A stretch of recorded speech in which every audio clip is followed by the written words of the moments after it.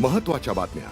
प्रायोजक पुष्कराज रागी डिलाइट्स, महाराष्ट्राचं लाडकं आणि नंबर 1 नाचणी सत्व.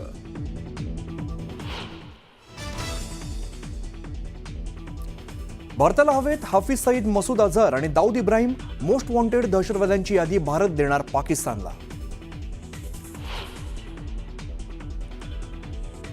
पाकिस्तानसाठी हेरगिरी केल्याच्या आरोपाप्रकरणी प्रसिद्ध युट्यूबर ज्योती मल्होत्रासह 6 जण अटकेत. पाकिस्तानच्या उच्चायोगाकडून व्हिसा प्राप्त मिळवून 2023 मध्ये गेली होती पाकच्या दौऱ्यावर.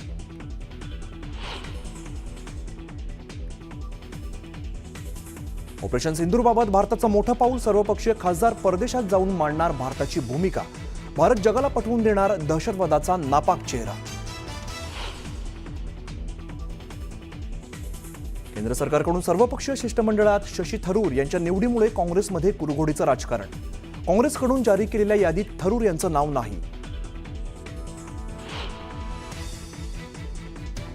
भारताने हल्ला केल्याची पाकचे पंतप्रधान शहबाज शरीफ यांची अखेर कबुली. हल्ल्याच्या 8 दिवसांनंतर भारतानेच पाकचे एअरबेस नष्ट केल्याचं पाक पंतप्रधानांकडून अखेर मान्य.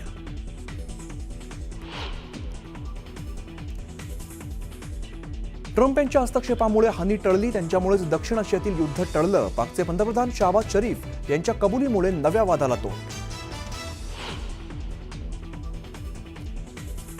भारत पाकिस्तानमध्ये अणुयुद्ध होणार होतं, पण ते युद्ध मीच थांबवलं. युद्ध थांबवण्यात मिळालेलं आहे माझं मोठं यश, अमेरिकेचे राष्ट्राध्यक्ष डोनाल्ड ट्रम्प यांचा दावा.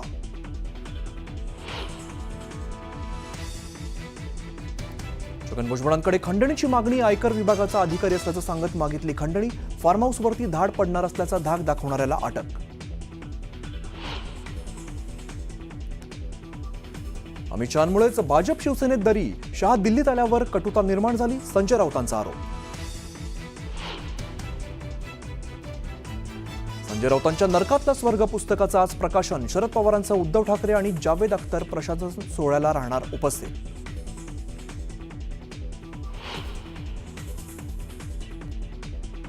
पिंपरी चिंचवडमधील 29 अनधिकृत बंगल्यांवर कारवाई. सुप्रीम कोर्टाच्या आदेशानंतर पाडकामास सुरुवात.